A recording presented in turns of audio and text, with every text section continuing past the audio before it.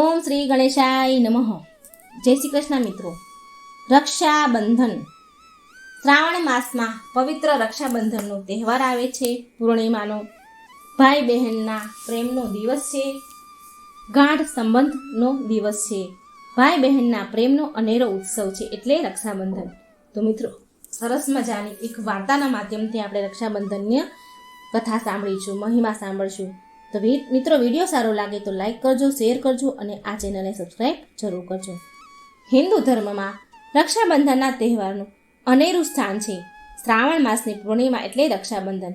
બહેન પોતાના ભાઈને પ્રેમથી રક્ષાની રાખડી બાંધે છે અને ભાઈ પોતાની બહેનને જીવંત પર્યંત રક્ષા કરવાનું વચન આપે છે. આ પર્વની ઉજવણી શા માટે કરવામાં આવે છે એ તમને ખબર છે? મિત્રો, આની પાછળની એક ધાર્મિક કથા શું છે તો ચાલો જાણીએ. પુરાણ કાળની આ વાત છે.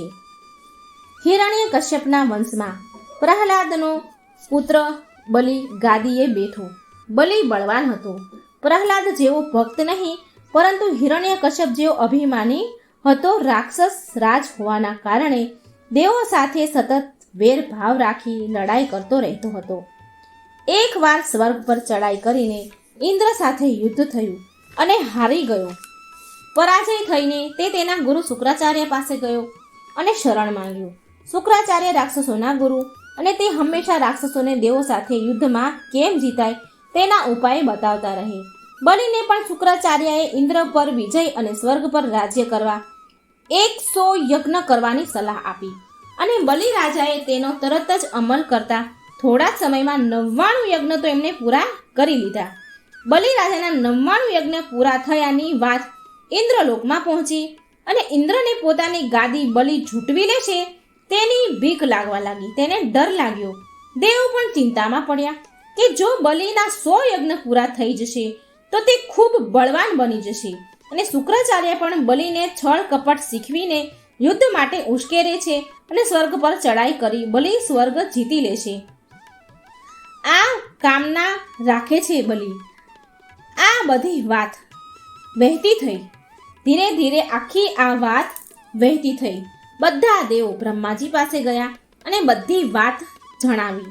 દેવોની ગંભીરતા સમજી બ્રહ્માજી વિષ્ણુ ભગવાન પાસે સમુદ્રમાં ગયા અને પ્રાર્થના કરી કે હે લક્ષ્મીપતિ, દેવોના દેવ નારાયણ દાનવરાજ બલિએ 99 યજ્ઞ પૂરા કરીને મહાબળવાન બન્યો છે. જો તેનો 100મો યજ્ઞ પૂરો થઈ જશે તો તેને હરાવો અશક્ય બની જશે. આમ દેવોની વિનંતી સાંભળી ભગવાન વિષ્ણુએ યોગ્ય સમયે યોગ્ય ઉપાય કરીશ આવું કહ્યું કે તેના 100 યજ્ઞ પૂરા થવા દઈશ નહીં, એવો દિલાસો આપી દેવોને વિદાય આપી. થોડા સમયમાં દાનવરાજ બલિનો 100મો યજ્ઞ શરૂ થઈ ગયો અને આ સમાચાર નારદજીએ ભગવાન વિષ્ણુને આપ્યા. શેષ નાગ પર બિરાજમાન ભગવાન નારાયણ વિષ્ણુએ દાનવ બલિના યજ્ઞને રોકવાનું પ્રસ્થાન કર્યું. આ તરફ દાનવરાજ બલિ ખૂબ ધામધૂમથી 100મો યજ્ઞની આહુતિ આપતો હતો. ગુરુ શુક્રાચાર્ય અને તેમના શિષ્યો યજ્ઞ નિર્વિઘ્ન પૂર્ણ થાય તે માટે ઉતાવળે આહુતિઓ આપતા હતા. ત્યાં જ યજ્ઞ મંડપના દ્વારે એક બાળ બ્રાહ્મણનું આગમન થયું. યજ્ઞ કાર્ય જોઈને તે મંદ મંદ સ્મિત સાથે આવ્યા. યજ્ઞ મંડપમાં પ્રવેશ કર્યો. દ્વારપાળો તેને બટુક બ્રાહ્મણ જાણીને રોકતા નથી. આ બટુક બ્રાહ્મણ એટલે નારાયણ ભગવાન પોતે જ દાનવરાજ બલિના યજ્ઞમાં ભંગ કરવા પધાર્યા છે. પણ યજ્ઞ મંડપમાં કોઈ તેને કેમ ઓળખે? આજે તો પ્રભુની લીલા છે. વામન અવતાર બટુક સ્વરૂપ ભગવાન બલિરાજની સામે જઈ ઊભા રહ્યા અને ભિક્ષામ દેહીનો નાદ કર્યો. યજ્ઞ કાર્યમાં પોરવાયેલો બલિ રાજાએ આહુતિ રોકી વામન સ્વરૂપ ધારી બ્રાહ્મણનું સ્વાગત કર્યું અને મનગમતી ભિક્ષા માંગવા આહ્વાન કર્યું. વામન સ્વરૂપ બ્રાહ્મણ ભગવાન બોલ્યા કે શું હું જે માંગું એ તમે આપશો? પાછળથી ફરી તો નહીં જાવ ને? બલિ રાજાએ કહ્યું, હું વચન આપું છું. યજ્ઞ કાર્યના મધ્યમાં પધારેલા આ બ્રાહ્મણ દેવને આપ જે માંગશો એ ભિક્ષા સ્વરૂપે આપવાનું વચન આપું છું. આમ કહી પાણીની ભરેલી જારીમાંથી હાથમાં અંજલિ ભરવા જાય છે ત્યાં શુક્રાચાર્યને ખબર પડી જાય છે કે આ દેવોનું કોઈ ષડયંત્ર છે, કપટ છે. આ કોઈ બ્રાહ્મણ નથી પણ વિષ્ણુ ભગવાન પોતે જ છે. શુક્રાચાર્ય આ બધું જાણી ગયા. પણ હવે શું? બલિ તો વચન આપી ચૂક્યો. જો તે અંજલિ પણ લઈને વચને બંધાશે તો મારી બધી જ મહેનત નકામી જશે. આમ વિચારી શુક્રાચાર્ય પાણીની જારીની જે નળી હોય તેમાં સંતાઈ ગયા, જેથી હાથમાં પાણી પડે નહીં અને બલિ વચને બંધાય નહીં. પણ જો જે વામન સ્વરૂપ ધારણ કરી શકે છે, જે આ ત્રિભુવનનો નાથ છે, જે મનના વિચારોને પણ વાંચી લે છે, તેમને કોણ જાણી શકે? તેમને જાણ થઈ ગઈ. દાનવ ગુરુ શુક્રાચાર્ય જારીની નળીમાં પાણી રોકીને બેઠા છે, એટલે તેમણે શિક્ષા કરવા એક નાનકડો દર્ભ એટલે કે એક સળી હતી એ લીધી અને જારીના નાળચામાં પોરવી એની અંદર નાખી અને તેમની એક આંખ ફોડી નાખી. વામન ભગવાન શ્રી હરિ વિષ્ણુ અવતારે અને પાણી બલિરાજાની અંજલિમાં પડ્યું. બલિરાજાએ અંજલિ તર્પણ આપી પોતાના વચને બંધાયા. વામન અવતાર બટુક બ્રાહ્મણ વેશ પ્રભુએ કાલી ઘેલી ભાષામાં 3 પગલા જમીનની માંગણી કરી. પ્રભુ બોલ્યા, હે દાનવરાજ બલિ, મને ભિક્ષામાં 3 પગલા જમીન આપો. બલિરાજાએ વિચાર્યું કે આ નાનો એવો બાળ 3 પગલા પૃથ્વી માંગશે, તેમાં શું થઈ ગયું? આમ તેણે 3 પગલા ભરીને પૃથ્વી માપવાનું કહ્યું. શુક્રાચાર્યજી હજી પણ બલિને રોકવાનો પ્રયત્ન કરે છે, પણ ત્યાં તો ભગવાને વામનમાંથી વિરાટ સ્વરૂપ ધારણ કર્યું અને એક જ પગલામાં આખી પૃથ્વી માપી લીધી. બીજા પગલામાં પ્રભુએ સ્વર્ગલોક માપી લીધું. આમ 2 જ પગલામાં પ્રભુએ પૃથ્વી અને સ્વર્ગલોક માપી લીધું. બલિને પૂછ્યું, હે બલિરાજા, તે પગલા પૂરા થયા, 2 પગલા પૂરા થયા, હજી 3જું પગલું બાકી છે, બોલ હું શું કરું? બલિરાજા વચનબદ્ધ હતા. તેણે 2 હાથ જોડીને ભગવાનને વિનંતી કરી અને બોલ્યા કે પ્રભુ, તમારી લીલા અપરંપાર છે. હું તમને ઓળખી ન શક્યો, પણ હવે મારી પાસે તમને આપવા માટે મારી પાસે બીજું તો કંઈ નથી, પણ તમને આપવા માટે મારા માથા ઉપર પગ મૂકો. મારા હકનું માત્ર હવે તમને આપવા માટે મારું મસ્તક જ છે. એમ કહી પોતાનું મસ્તક ધર્યું અને ભગવાન 3જું પગલું તેના મસ્તક પર ભરે છે. આમ દયાળુ વિષ્ણુ ભગવાન વામનમાંથી વિરાટ બની બલિરાજાનો યજ્ઞ અધૂરો રાખ્યો. પણ બલિરાજાને કહ્યું કે તે સહપરિવાર પાતાળ લોકમાં વાસ કરે.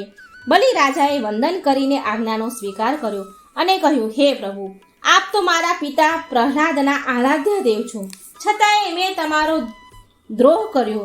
મને ક્ષમા આપો, અને જો આપ મારા પર પ્રસન્ન થઈને કૃપા કરવા માંગતા હો તો મારી એક વિનંતી સ્વીકાર કરો.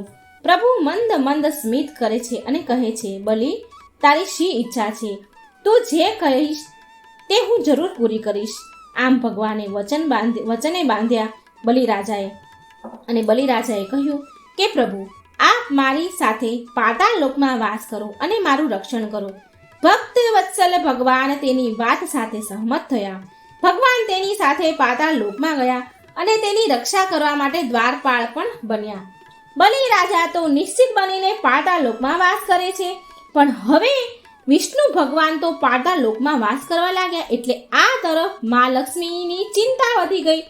બલિરાજાના ત્યાં ગયાનો ભગવાનને ઘણો બધો સમય વીતી ગયો.